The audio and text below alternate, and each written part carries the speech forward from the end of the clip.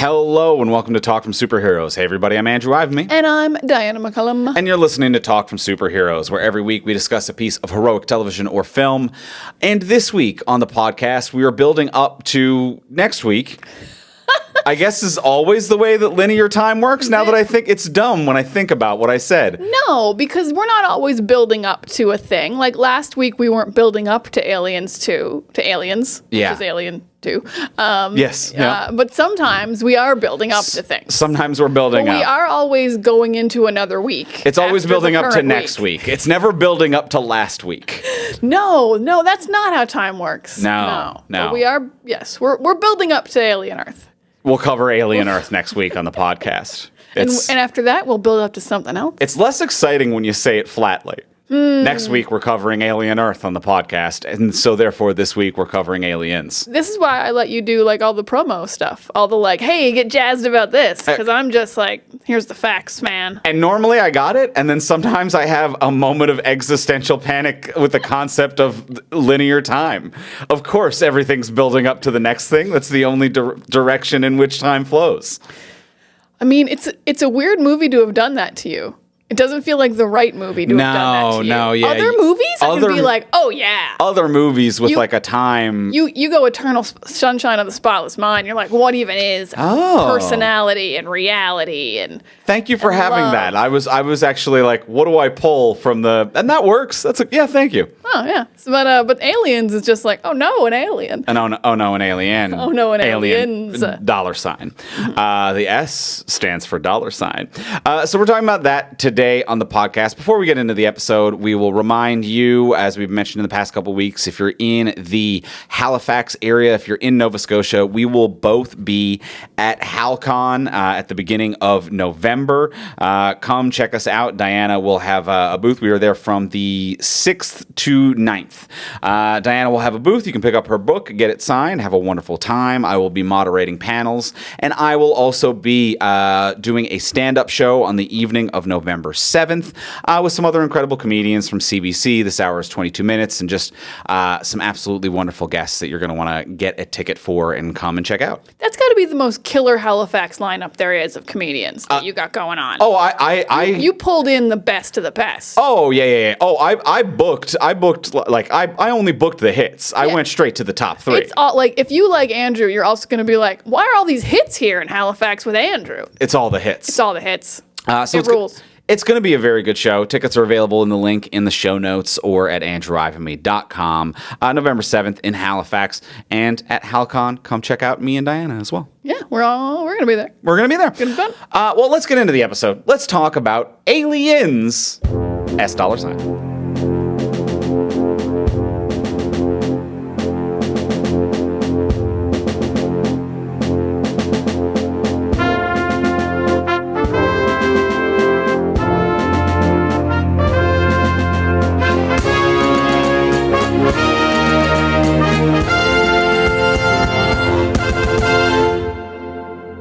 All right, we have seen Aliens, the second film from the year 1986. Neither of us for the first time. Not for the first time. We've seen it before. Let's start with the usual, the simple question, Diana. What'd you think of Aliens?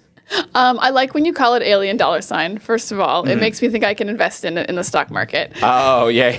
Buy some stocks in alien dollar sign. Yes. And I would. Mm-hmm.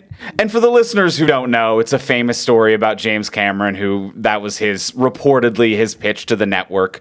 I believe our friend and our podcast family, Jocelyn Getty, has recited the story before on I Hate It But I Love It, our sister podcast. That James Cameron went into the studio and was like alien, and then was like and wrote an S, and then made the S a dollar sign, and that was his pitch for the film Aliens. Is this just like old Hollywood story that may or may not be true? And that was the whole meeting, and they were sold. Yeah. But Aliens, did you like it? Oh, I do. I do very, very much like it. Is it a love? I mean, it's probably a love. It's like, it's a movie where I like have so few notes because there's nothing wrong with it, but maybe it's like 10 minutes too long. But that's like a very small note because it's also like everything rules. I'm like, I don't know what I cut. It's all rules. So yeah, it's a great movie. The action's great. The characters are developed so well. You feel all these Marines are real people who are fully fleshed out. They got Sigourney Weaver back, and I love her humanity in this. I love how focused she is on saving lives. Like, she's very scared of the alien, but she's like, just that little whisper when she's like, they sent families to the place where there's aliens and xenomorphs. I think there's a real humanity here. The action scenes are great. It's just a really great action movie based off a horror movie, which is so nice. As we've said plenty of times, that we like that the Alien franchise, every movie is a different genre, and it could keep going into more genres. And the Mission Impossible movies are very similar in that way. And so it's cool that they were like, it's cool to make a sequel to such a great movie be also a great movie with a different director and writer. That seems impossible, and it's just awesome. So Aliens is just awesome. Andrew, do you like Aliens? It's a love for me. I love this movie. Ripley's just, I love the first one. I love the second one. Ripley's a goddamn badass. Just a perfect queen, no notes. I love it. But yes, and I agree with you that is something that I always enjoy from a franchise is differentiation, changing it, different styles. So, it happened with Terminator, it happened with Alien, that like horror to action. And I think that that's a great kind of evolution. And then I'm a big fan of the Resident Evil video games, which follows that same kind of rhythm and iteration of the like horror action, too much action, scale it back. Horror action, too much action, scale. That is a rhythm I like, that it just keeps things differentiated enough that it's very interesting. But this is cool. It's fun. It's an action movie. It's big. It's bombastic. The cast is loud and wild, and the sets are incredible, and the aliens are huge and impressive. And it really is a different director's style of what the first universe creates. It doesn't betray. It doesn't try to recreate. It is a sincere evolution, and I really just kind of adore and respect that. And I'm here for Ripley, in every scenario. But I like that it's a director's vision that stays true to the world, but creates something kind of new and builds upon it. And it's just great. Yeah, the vision thing's interesting because I think one of the interesting things I was reading was like they didn't bring H.R. Geiger back, the guy who like designed the alien, but basically because they were like, well, the alien's designed. We're not changing it. Yeah. And we're just making more of them. Yeah. There's nothing to design further except the queen, which they like is basically just the alien, but little chonkier. So that is interesting that you're like, yes, of course. They didn't, because most sequels, especially with a new director, would be like, it's kind of like the Jurassic World movies. Like, it's got to be a bigger dinosaur. Now he's blue and the 8 legs on the dinosaur. So I actually think it is pretty rare and like very cool that the xenomorph is just like perfectly formed in the first Alien movie, that a director who was trying to make his mark on Hollywood at this point. He'd only done Terminator, which was obviously like a huge success, but wasn't like, what if we did something different and we make cooler aliens? He's like, no, just one big one at the end, but most of the xenomorphs are, wouldn't change a thing. And to not have to not have the original kind of design and the Queen, or like to use the original designs, but not bring back Yeager to work on it. And then to do the Queen, which is just fucking awesome. The Queen is incredible. Like, to say that it's the same aliens as before, while that is true, I think the Queen is just a marvel of design and aesthetic. And I think it's more than just like a chonky boy. It's like the headpiece is different. The egg sac that is coming out of it, that's twisting and turning around everything, is so impressive. It's like it has sticky, like more stick-like limbs. It's actually, I would say, like not as chonky. It's more physically spidery. Larger, but it's more spidery. Yeah, it's more spidery, whereas the other ones are more mammalian in terms of how they move and look. So it's truly like a haunting evolution. And it's crazy how big she is and how much she was physically there, and had like, I think it was 8 puppeteers running her. So she's giant, and she's actually on set, of course, because we didn't CG all that much yet in the early 80s.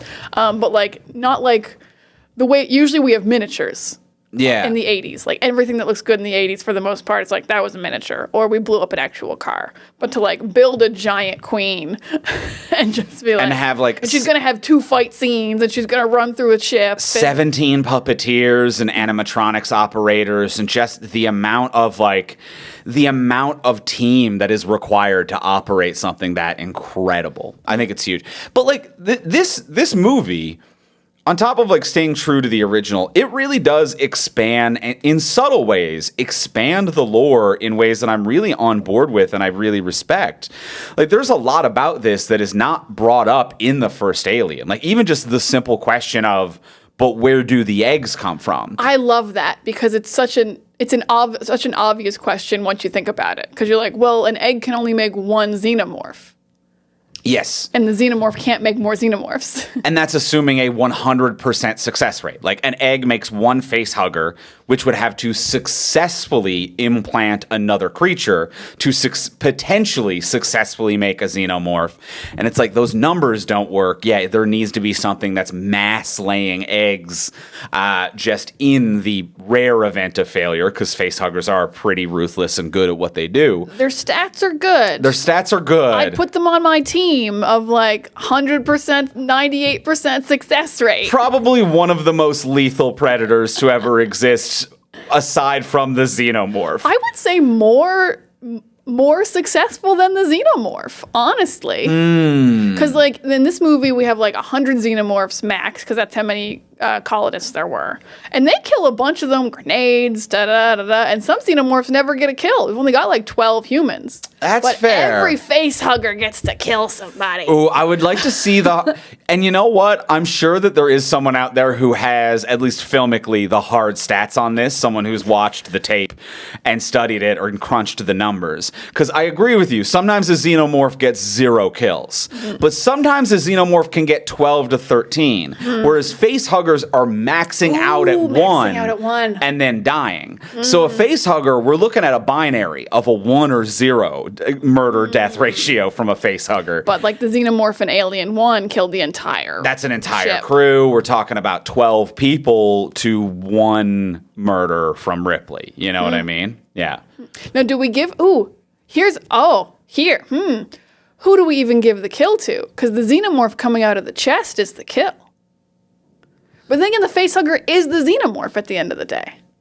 The facehugger is the parasite that carries the xenomorph. I think it is. It is a different organism. Oh, I mean, the facehugger dies once it implants. Yeah. I think it's a short-lived parasitic organism, or a symbiotic parasite, or there's a term I think for it. You can't separate them once it's on. Yeah. Yes, you can't separate them once it's on. It's feeding off the person, but yeah, there's stuff there. Yeah. Yeah, I think you could argue the xenomorph gets the kill. Interesting. Interesting. You could maybe give it to the xenomorph, but I think you got to give it. Because without the facehugger, that's not happening. No, that's not happening without the facehugger. You know, yeah. So I think that this is a tough one. Tough one.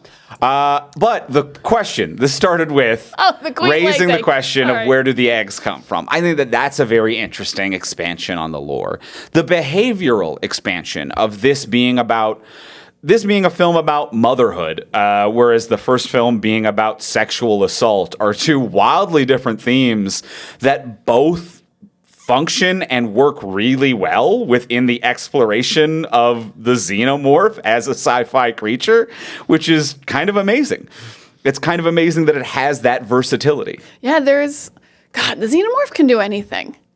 That's what's cool about the xenomorph. Like, this is off topic of what you're talking about a little bit, but I think the xenomorph's so cool in that it has no weaknesses, and that's another cool thing this movie does. It doesn't introduce any weaknesses, because normally I think when you get, like, monster movies, it's like, oh, the things in pitch black don't like light, or vampires don't like garlic. There's always some kind of, like, a kryptonite to a big monster you're fighting, and the xenomorph's just like, you just have to shoot us with bullets. That's your only option. We don't have weaknesses. We don't have anything we don't particularly like. There's no big sound like in The Quiet Place that's going to fuck us up. It's just monsters that are unstoppable.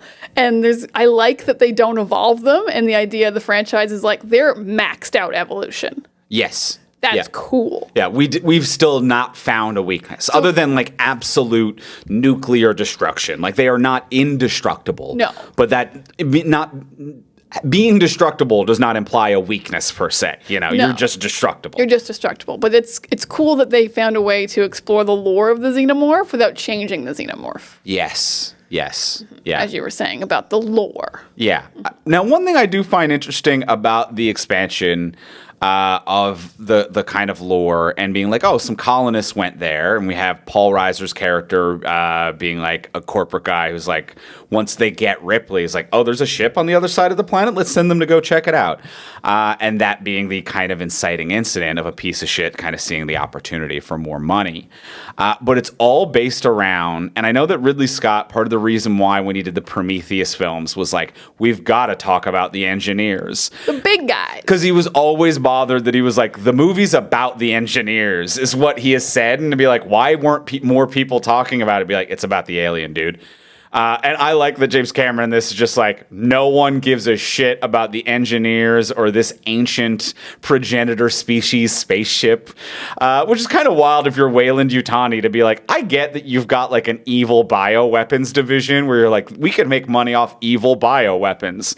But I think you could also make money off of the spaceships from the progenitor species that predates man. Like, I think that the massive spaceships for the engineers might also present some kind of a money-making opportunity. I get that. I think you have to start small, though, because, like, it seems to take a long time to get through space still.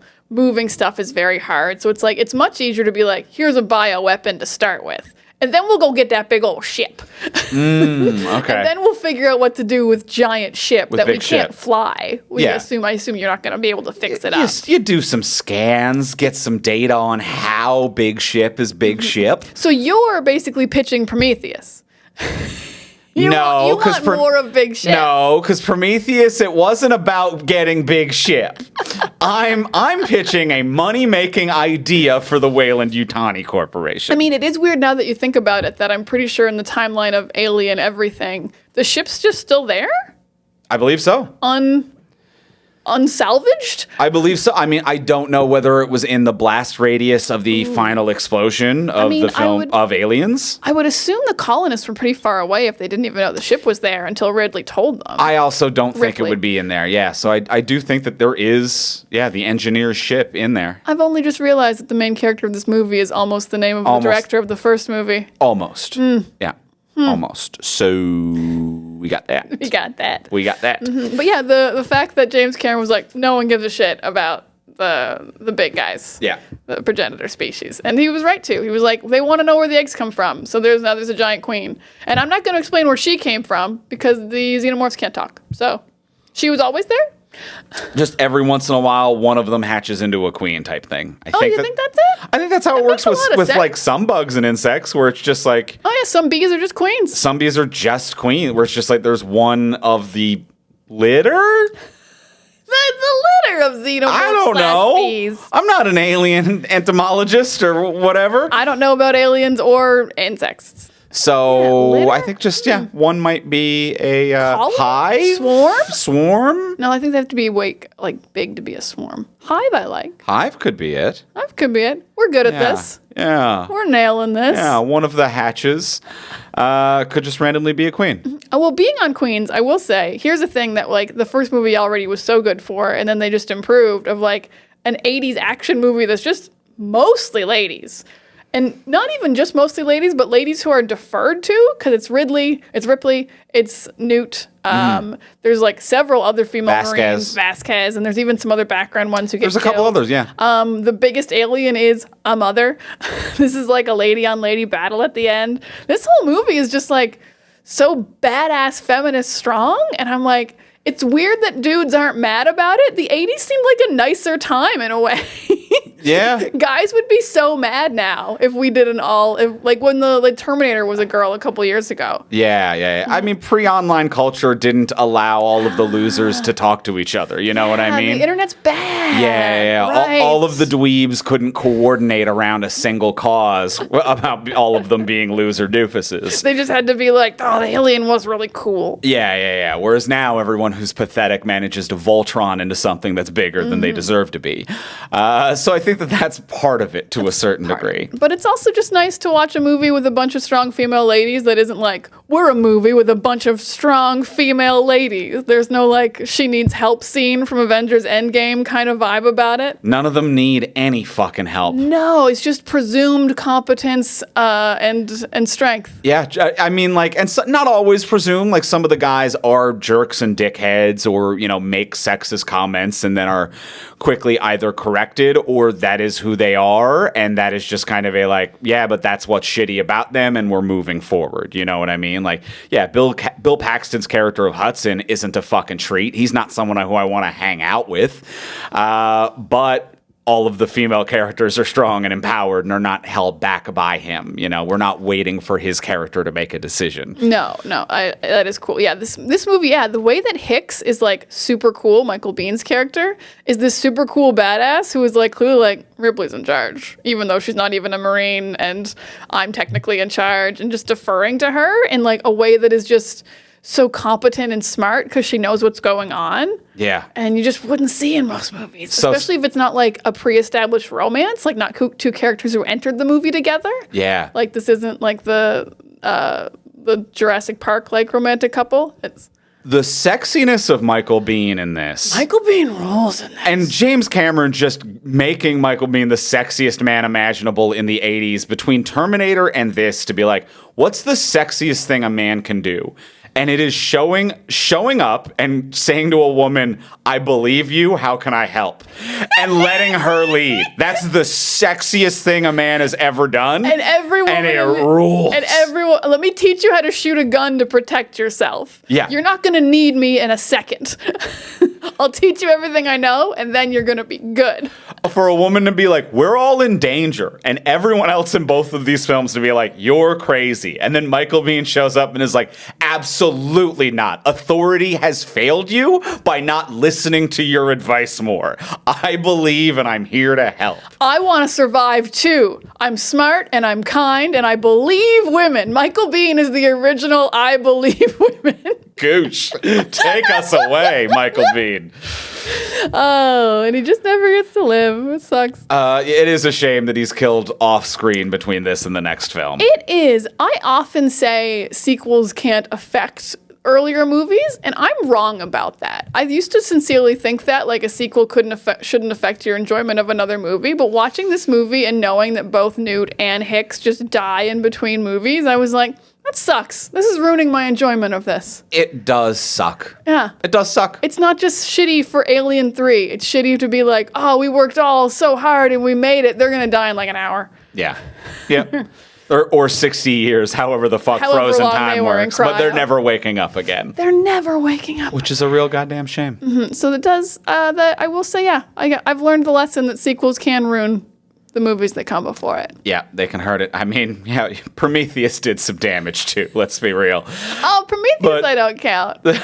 Yeah, I don't count, I think is the right way to look at Prometheus. I think Alien 3 does exist, and Prometheus, I'm like, no, the engineers didn't make people.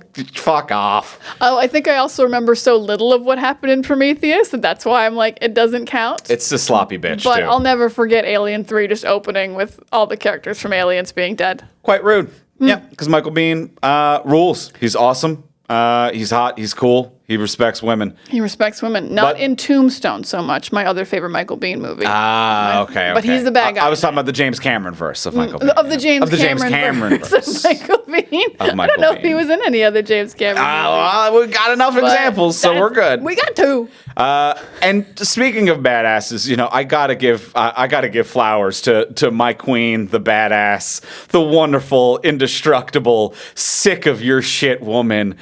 God damn it, Ripley, I love you. I love you. You fucking rule. Sigourney Weaver, you own this character. It's just, It's just amazing. It's amazing how badass she can be without being an actual like soldier, but I still absolutely believe that she's like defeating all these challenges and overcoming them. Yeah. Even though she's the only non-Marine here, I'm not like, it's so dumb that she's suddenly good at Marine stuff. I'm like, no, it makes perfect sense. She's just that capable and it's not that complicated and she knows more about the alien and she's just cool. She is so capable. You know how the dumb thing about the movie Armageddon, when they're like, it's easier to teach engineers to be astronauts than astronauts to be engineers. I'm like, that's true of Ripley. Yes. Ripley can do your job. She is someone who is a space engineer, and it's easier to teach her how to be a colonial Marine than it is to teach a Marine how to do any of the shit that she knows how to do. She can do your job. She is a queen. Yeah, absolutely. And she looks good doing it, but like she's not trying to look good. She's not trying to look good. She's not trying. But she does just look looks good. She looks like a real fucking person. Yes. And it's awesome. And it's so sexy. Even when she's having like nightmares and she's covered in sweat. Yep. It's like great. Great performance, great look. Yeah, just owns the character, embodies a badass in every regard. Just duct taping two guns together like an absolute monster. She's the monster. Get out of here, Xenomorph. I'm not even into weapons, and some of the weapon stuff in this, I'm just so horny for. Like, yeah, taping a giant gun, and I think it's a flamethrower together, so she has both. Just so she doesn't have to carry two things because she's going in alone. I'm like, that's so fucking cool. The giant like rail gun Vasquez has on a gimbal. Yeah, using like a steady cam. I think that's what it is, and I've never seen that before, and I kind of forgot that existed in there. Yeah, a steady camera operator's rig, but to hold the load of a really heavy gun. A giant gun. And how fluid it moves because of the steady cam arm makes her, and I think like the other guy who also operates one of these, it makes them both look so cool with the fluidity that they move around corners. It kind of makes them feel comparable to the Xenomorph in some way, with this kind of slithering around corners and this angular mobility that they suddenly have. Yeah, this weaponized angularity. It feels very paralleled. They're slithering, but they look like super powered because you can tell the gun's huge because of the rigging. They can just move it so quickly and smoothly. I'm like, do we not make guns like this? Because we should. Yeah. I don't think we do. I think the physics of it stop working as soon as you fire a gun like that. Because the recoil would just push it around the gimbal. I think the recoil is just going to absolutely eat your family. Kill your friends. I think, but it makes a lot of sense. It looks really cool for a space plasma weapon or whatever the fuck, you know? It looks really cool. Yes. Yeah. And then just like fun stuff with grenades. I like that the grenades are small. I feel like because we think of grenades as what they are, there would be a futuristic, like, it would still be a circle, but I'm like that they, like, went against the grain and, like, no, this little stick's a grenade. Yeah. It's the future. It's a smart little evolution. It's the future. It's the future. We got stick grenades. Yeah. So I like that. I just can't get over what a badass that Ripley is in every regard.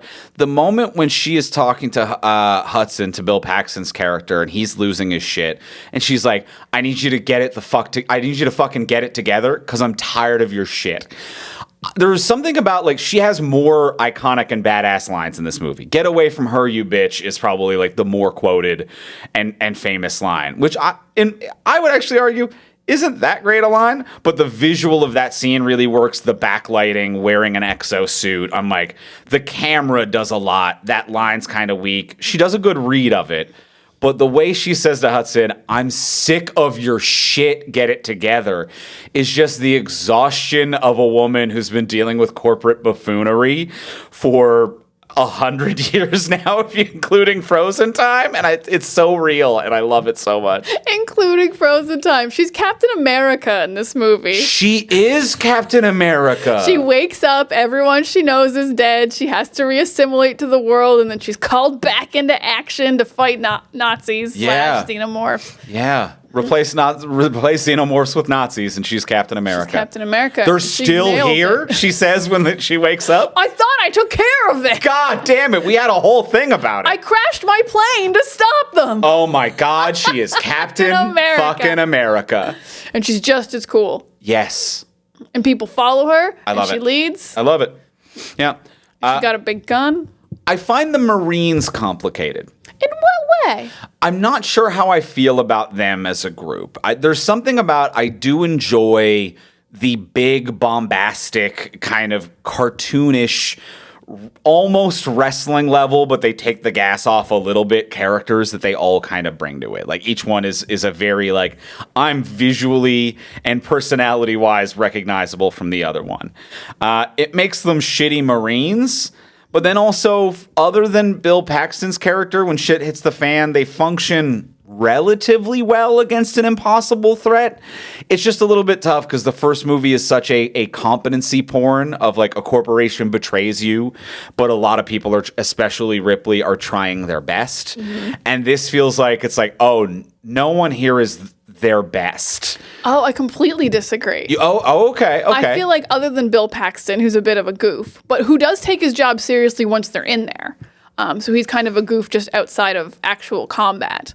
I think they're all wildly competent, and it's just like the xenomorphs are too powerful. They're just overwhelmed. Like they stay in formation, they don't freak out, they don't lose their they lose their cool little because the first time they're seeing a xenomorph, sure. anyone would. Yeah. I don't care how trained you are, but like they're not idiots. They believe there's a thing down there. They believe there's a threat. They're not walking around like Ripley's dumb. We don't even need our guns. Like they're going in guns first. They're in formation. I think they're wildly competent. And I think the xenomorph is just too overwhelming, especially the numbers of them they have. Like they could have killed one xenomorph, no problem.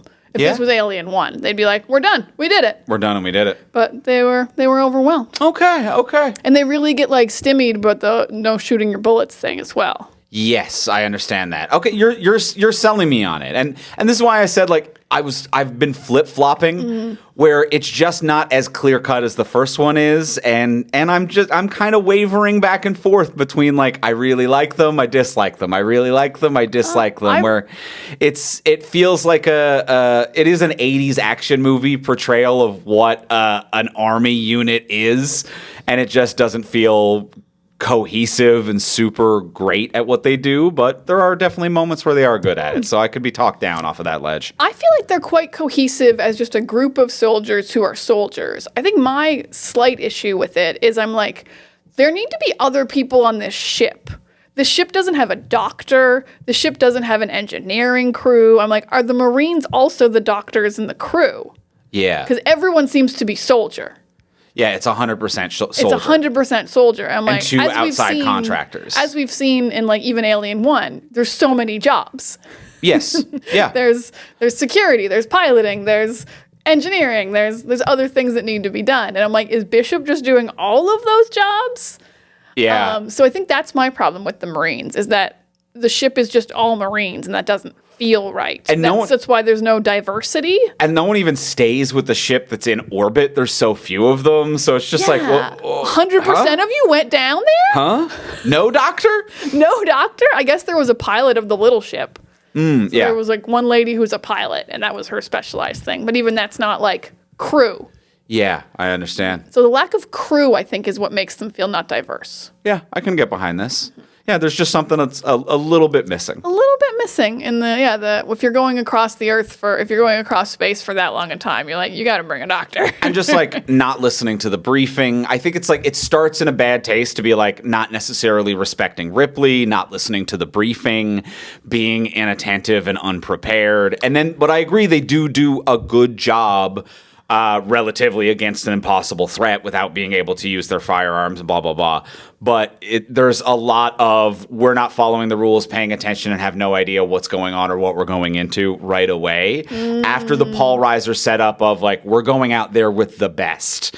And there's something comedic about him selling it like that, and it's not the best, but I don't think it's played for comedy. You know what? I get what you're saying about the briefing, though. That's actually very true because they're not listening, and this is like the security briefing about the threat they're about to face. So you're right, they should be paying more attention there. I think only like 2 of them aren't. But when the captain at the end is like, her reports on the CD, you're all gonna read it. I'm like, they're not gonna fucking read it. No one's gonna read it. And like, you're all idiots for thinking they're gonna read it. They wouldn't listen to your summary of it. Yeah, they're not gonna sit down with a nice CD-ROM of Ripley's statement. Yeah. Get their Kobos out. Yeah. Yeah, no, that's not happening. So you're right. That is probably their worst moment when they won't listen to the security briefing. Yeah. Because it's not like, they're not like, we've heard it all already. This is the first they've heard about an alien. Now, there is an implication. There's an implication here from a line Vasquez has that they have been on missions, not against xenomorphs, but to kill alien life before. Because she says, is this a rescue or another bug mission? Because if it's another bug mission, all you got to do is point me to them and I pull the trigger. And I'm like, another and bug. Were so you like, in Starship Troopers? it gives it a very, like, no one's talking about it, but these Marines have exterminated alien life before, and probably less threatening alien life, but have been like, let's go out and clean out a place before a colony or whatever the fuck happens. I mean, There's an implication there. That makes a lot of sense, because this isn't the first world they've terraformed. And any world that you're going to have humans on will have life. And it might not be xenomorphs, because that's obviously like the highest form of life we seem to be able to find. But yeah, just like the space equivalent of a bear. Yeah. Like, bears.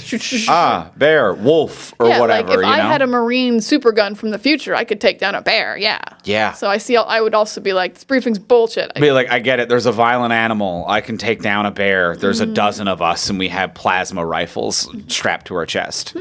Yeah. Yeah, so maybe that's it, but it's just an implication. It's just a light breeze of an implication that they have cleared out and which does, it makes sense. If they have other colonies on other planets, there would be water, which means that there's a chance for alien life to form in some regard. And those would be the planets that they wanted to terraform the most anyway. Absolutely. Yeah. They need to go to water planets. How do you think all of the chains in the cargo bay get dripping wet all of the time? There's always wet chains. You need to have a room full of loose, wet chains. Otherwise, it's not a spaceship. I don't know what to tell you. We're not talking about Alien Earth yet, but spoilers, they have not ruined this trend of wet chains. Alien Earth, aliens, Alien, Prometheus. In any given scenario, you're gonna get a wet chain. You're gonna need a chain, but do not use a dry chain. Dripping wet. It's gonna snap in two if it's dry. Yeah. You're gonna need a wet chain. You're gonna want a wet chain. Don't worry about rust. If you're looking for a xenomorph, you're definitely gonna want to check the wet chain room. Yeah. Or you're really gonna not want to check the wet chain room. If I'm on a spaceship and there is reports of a xenomorph, step one, I'm assigning someone else to check the wet chain room. Not me. I'm checking any other room. Just put your finger on your nose. Nope. Nope, not the wet chain room. I'm not going to be the wet chain room guy. No, not going in there. No. Why are they wet? Where'd the water come from? Why is it always up? There's so many questions about the wet chain room. The wet chain room. We're never going to get answers. No. Because I don't know who to talk to now. Do I talk to Ridley Scott? Do I talk to James Cameron? Do I talk to Noah Hawley from Alien Earth? Why is there always wet chains? H.R. Giger? Who are we talking to about the wet chains? Did he start the wet chain? Did he draw a wet chain somewhere? How'd you draw a wet chain? He's a good drawer. He's a great artist. I can draw a chain. That's a great artist. To make it look wet. He's a great artist. Well, it's the cargo bay. They're picking up samples and stuff from wet planets because they have alien life. They're currently in and there's space. Water. Yeah. Your shit shouldn't be wet. Dry the chains off, Dry the chains. They'll get rusty. They're going to get rusty. Similarly, but only slightly, since we're on H.R. Geiger, it's just so great how much the alien likes to hide in plain sight and be like, I'm just the wall. Do you think they know they look like tubes? I mean, I think. Do you think that they look around a spaceship and they're like, oh man, this place fucking looks just like me? Is that a tube and a wet chain? I look just like tubes and wet chains. I think they do, because they don't try to hide in the med bay that's white with bright lighting. They they're always, or they're just very they like little corners. Little corners. They love a little corner. And that's like very spider-like as well. You don't usually find spiders and stuff in that, like the insect animal kingdom type of behavior that they have. Very cornery. Yeah, you don't find anything hiding out in the middle of the floor or ceiling of your house. It's always in a corner. But these xenomorphs, some of them are in just the middle of a wall, but like they built the walls to look like themselves when they go down into the burrow. And every time they walk by one, it's like, well, that's just a wall. And the xenomorph's like, joke's on you. I look like tubes. Didn't know that I'm not a tube. It's just like my favorite part of every Alien is when like you think you're looking at a wall and it just turns into an alien. I really like. It's like watching a transformer. How's he gonna turn into a truck? How's he gonna turn into a truck? How's he gonna turn out of a truck? Is kind of the transformer, the xenomorph attitude. I like the movement of the xenomorphs in this. Whenever it's a person in a suit, they're doing great work. They're doing incredible work. Like kudos to the physical performers who are in the costumes for the alien. Because sometimes it is animatronic, sometimes some form of visual effect or whatever, or sometimes a painting even. But when it is a physical performer, there is some incredible stuff happening here. Like when it cuts up to the vent, and there is what looks like 50 physical performers in alien suits crawling along the ceiling and floor as well. So like they do this great combination, which kind of really makes your brain not notice or feel like it's a person in a suit. Because when they do simple things like some of them are on the ceiling and some of them are on the floor, obviously it's like a harness and there's some kind of a pull rig. But just that simple thing makes my brain be like, well, it can't be a person in a suit. A person in the suit can't be on the ceiling. And you could film something upside down, but how would someone be on the other? Like, there's little things that make your mind kind of freak out in these short windows of time that I think works really well. Yeah, and also just opening up a vent to 5 xenomorphs in any formation is so scary. And it looks so cool, just the way they're all crawling and like, we're going to get you. When they go from floor to ceiling, it's great. There's the chase scenes where we get like the POV shots where someone's being chased down a hallway is fantastic. But better than the POV shot, I like it when it cuts back and like you see it booking it down a hallway. Oh, when it's like on all fours. On all fours. Going on walls. The way that like the stunt performers will do a wall run for a second around a turn. And like in the 80s where it's like there weren't American stunt people studying parkour. So where they found these people, I don't know. But it's just phenomenal work. It is wildly phenomenal. And here's the thing I like about this movie, because like as everyone knows, it goes from horror to action. This is the action version of an alien movie. I do like that because there's like 100 aliens, we do just get to wreck some of them. Oh, it's really cool just trying to fight one monster in a movie when you don't have any Marines or guns or weapons. But it's also really cool to just be like, I drove over an alien with my tank and its head exploded. It's just really fun to be able to be like, revenge on a couple of these fucking aliens. Yeah. It just feels nice. Yeah, to get a few. To get a few. Like, you're never going to win the war against too many aliens. Mm-hmm. But it is nice to be like, oh, they're not, like, immortal. They're not immortal, We're pretty good. Yeah, I can run over them with a cool tank that I drove through a wall like a badass because I'm Ripley. I'm Ripley, and unfortunately my tank looks like a Cybertruck, but that's not my fault in 1980. But if a Cybertruck was a little cool and was also 50 years ago. Also 50 years ago. 50 years ago. Almost? Almost. Not quite, but almost. Jesus. Yeah, Jesus I Christ. don't like that. Yeah. Jesus. Don't say things like that. 40. 40. We'll give it 40. We'll give it 40. That makes more sense. A little over 40. So, yeah, it's cool that they get to wreck some aliens, for sure. And definitely a little bit more action-y, but still stays true to it is horrifying and scary, and the tension is there. Now, we already talked about Michael Biehn, but I also like Hicks is super cool. I like this like stoic badass who's listening to a woman and respects her is really, really cool. I am iffy on this. I think this is a little rude that Ripley immediately gives away the bracelet thing. Like, you audibly, like as we were watching the movie, upset. He gave her the bracelet, and when she gave it to Newt, you went, ah. Like you were not pleased. I was not pleased. He wants to like protect you and make sure you're okay. And it was a lovely like gesture. And then you were just like, I'm gonna give it to this fucking kid. And like, he doesn't know the kid has it. He's gonna be like, where's Ripley? And then just walk in on a kid somewhere. I didn't like the vibes of it. She seemed so grateful when he gave it to her. And then she was just like, just give this to Newt. Just throw it away. Yeah. And I understand why she did it. I need to be clear. Yes. But it wasn't thematically Yes, because it's a satisfying. child who needs to be tracked, and also it'll be plot relevant later. And it was plot relevant. Sure. There's no plot holes to be found. Sure. But I'm not thematically satisfied. And yes, he could have given it to her, but I would say why it's thematically satisfying or adjacent or necessary is that this is a movie about motherhood, and it doesn't work if he gives it to her. Well, she could have. It's not a movie about fatherhood. It's not about the alien king. It's about the alien queen protecting her children. Well, then and Ripley Ripley, my queen, protecting her child. Well, hear me out. Let this queen speak. Let Ripley just have a bracelet then, and she gives it to Newt. Doesn't have to come from Hicks first. Oh. Then it's just rude. Okay.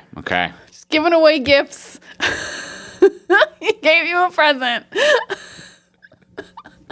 I don't think it's that thoughtful a present. He was so sweet.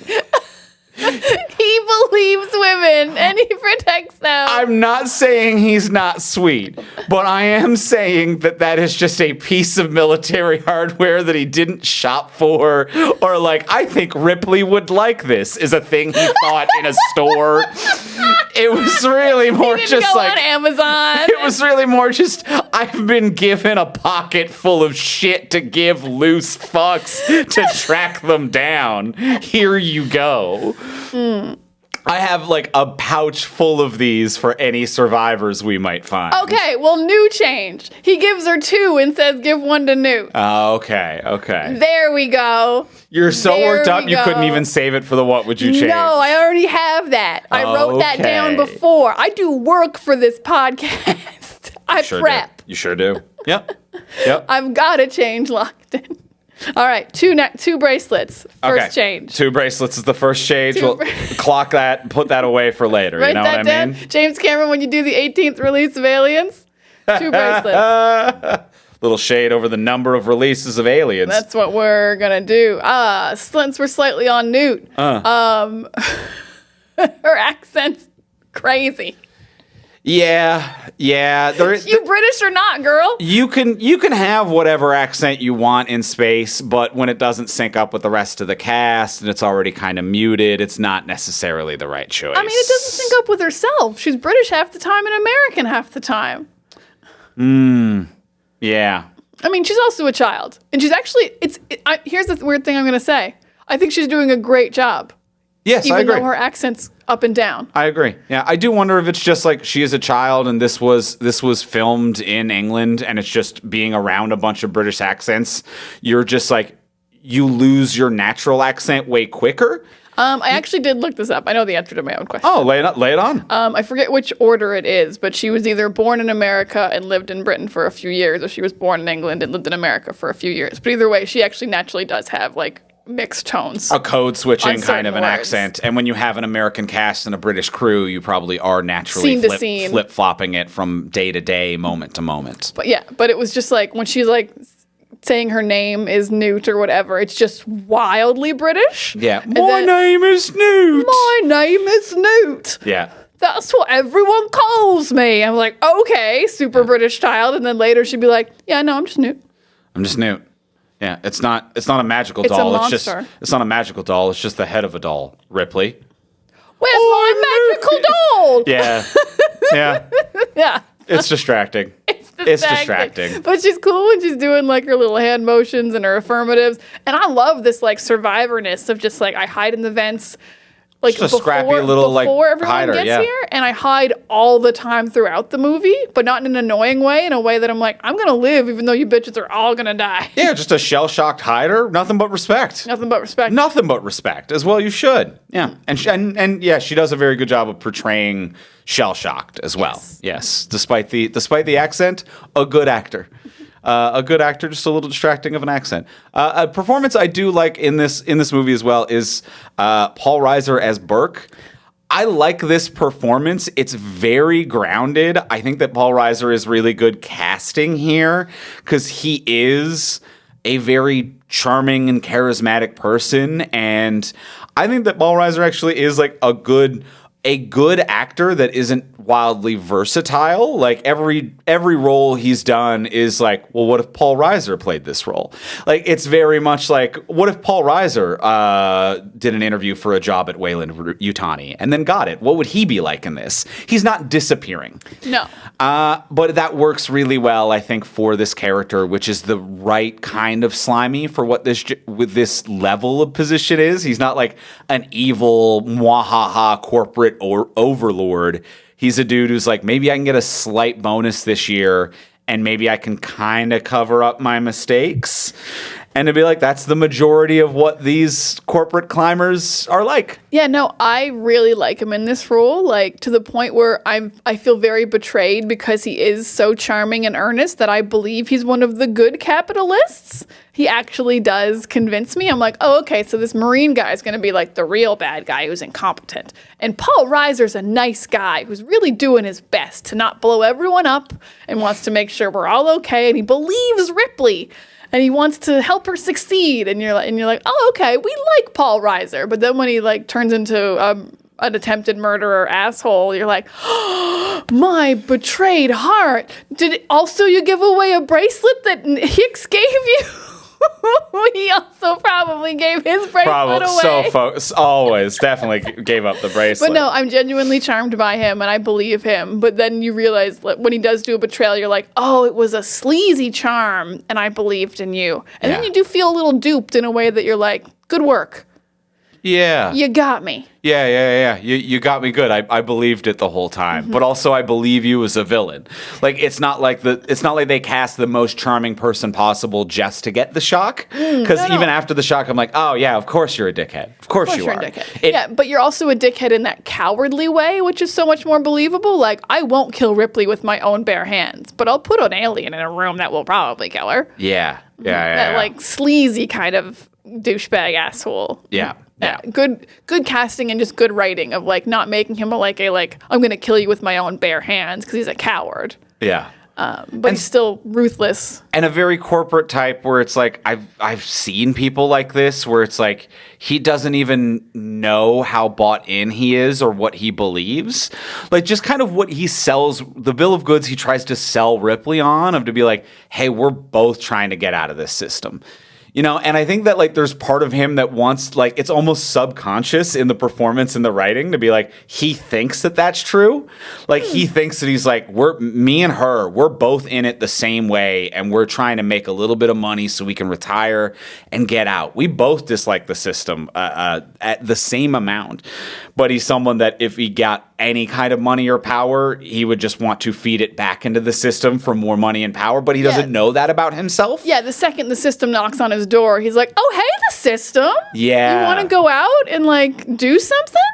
Yeah. No, he'll date the system any moment. But, yeah, he thinks he's, you know, a cog in the anti-machine a little bit until he's, like, offered even a tiny bit of money or sees a tiny bit of opportunity. A real good opposite of what the first film presented, which like the first film using a kind of unflapping synthetic as the representation of the pure evil that corporations do, of the of a physical embodied manifestation of we do not care about you. I am happy to see all of you die if it makes us even a fraction of a profit. And that is a binary, like there is no gray area or in between. And now to have this very gray area charming the complete opposite. I think that that's almost more important than Bishop in this film. Like Bishop kind of changing what the portrayal of synthetics is to Ripley, but I think Burke changing what the understanding of villains are to Ripley, to be like, it's not a robotic personification of a corporation. A corporation consists of people who are individually evil in complex and horrifying and hard to understand ways. I like that a lot. That makes a lot of sense. Because, yeah, the first movie is very representative of, like, the top of capitalism. The people at the very top of the companies being like, we don't care about lives. We don't care about who's on the crew. Profits, profits, profits. But then, yeah, Paul Reiser is very much that kind of middleman who's just slowly losing his humanity to capitalism and was probably a nice guy a couple of years ago. Yeah. But is gone too hard into the machine and we've lost him. Yeah.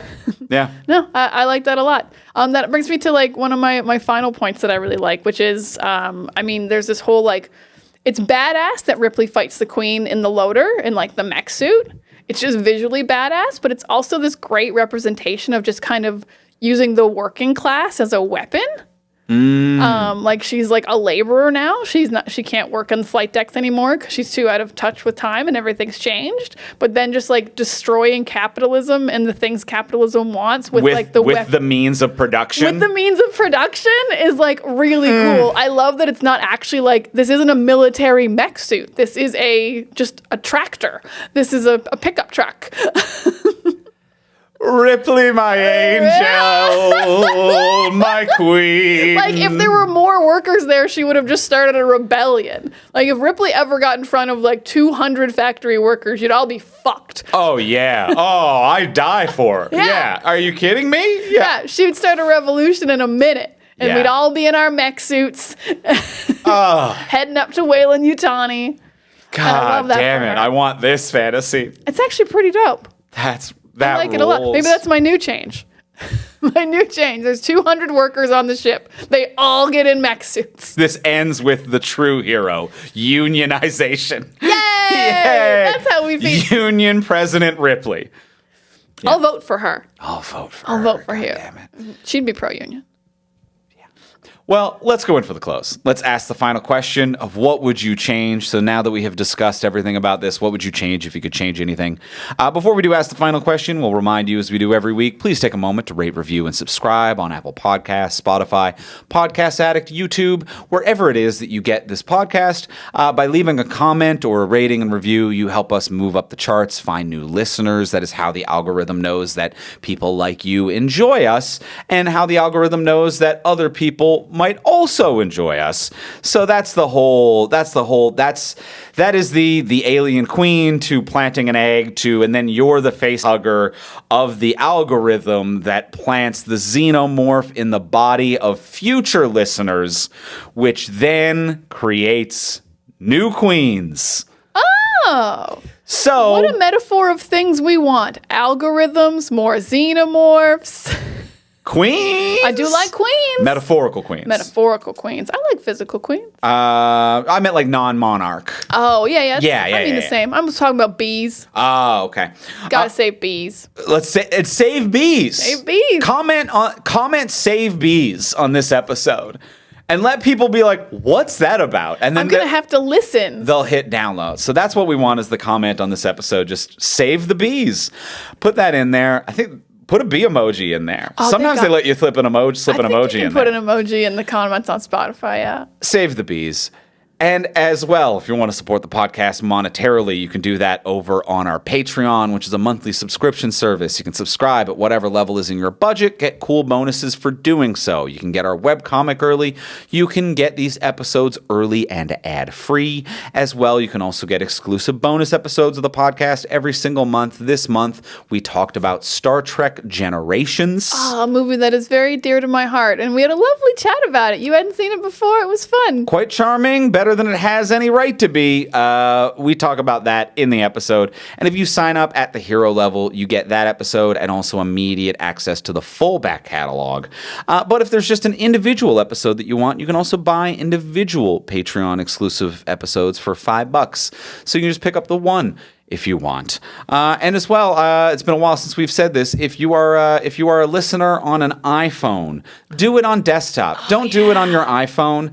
Apple charges an extra, I think, 50% or 20%. Something insane. So it's a higher cost than it has any right to be, and that does not go to us. That just goes to Apple because I don't know how they legally are allowed to do that, but they mark it up by about 50%. On Apple devices. So do it from a desktop or any other device than your iPhone. And to be fair to Patreon, they let you know. They're like, don't do it. They'll send us so many emails that are like, don't do it on Apple.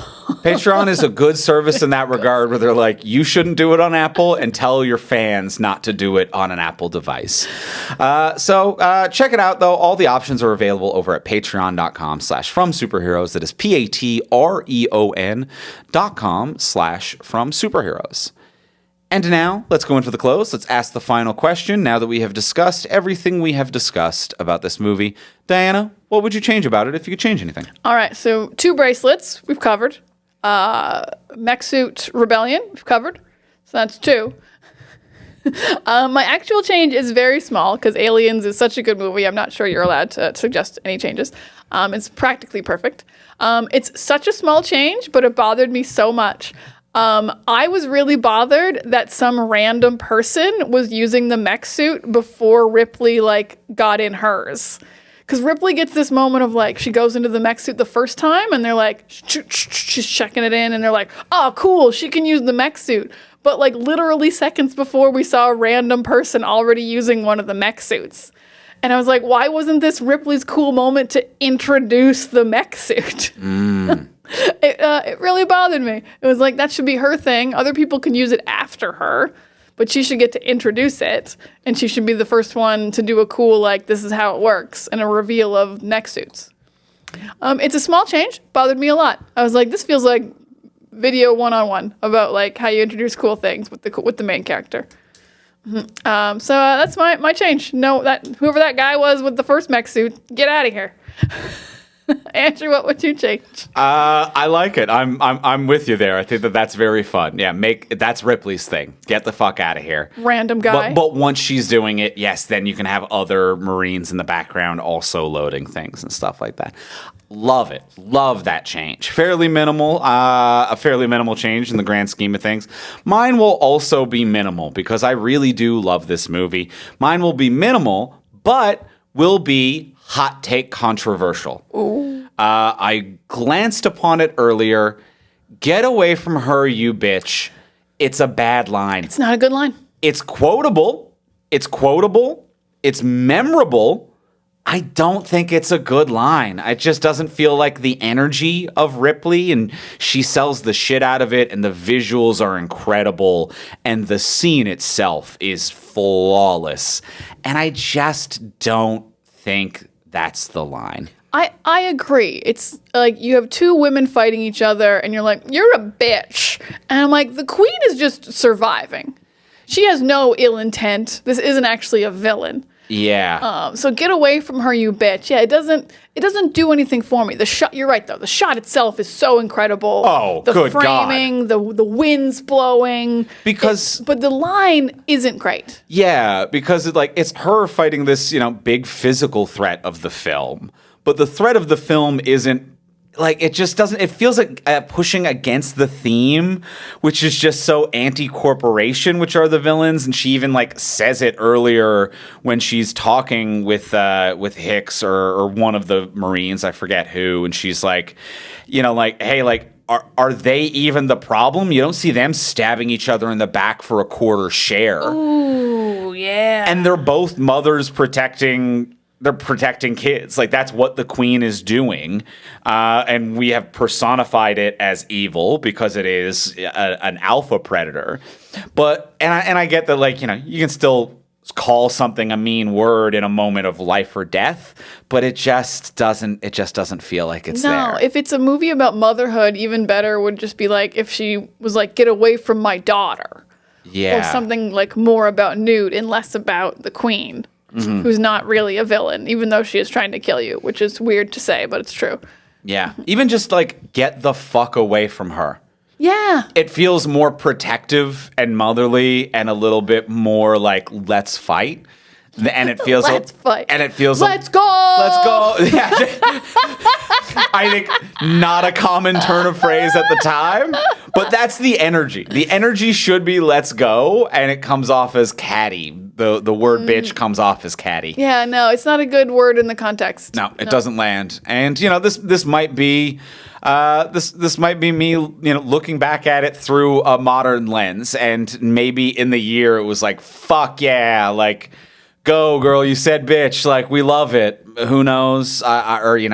I don't know, but right now I'm like, it just never quite hit for me. No, I agree. It never. It's so the moment and not the line, because even when they like quote it in Alien Romulus, Yeah, the line itself didn't land at all when it's like it gets quoted there, because it's like it's not as good a scene. So it's like, oh yeah, the line isn't anything. the line itself isn't anything. Yeah.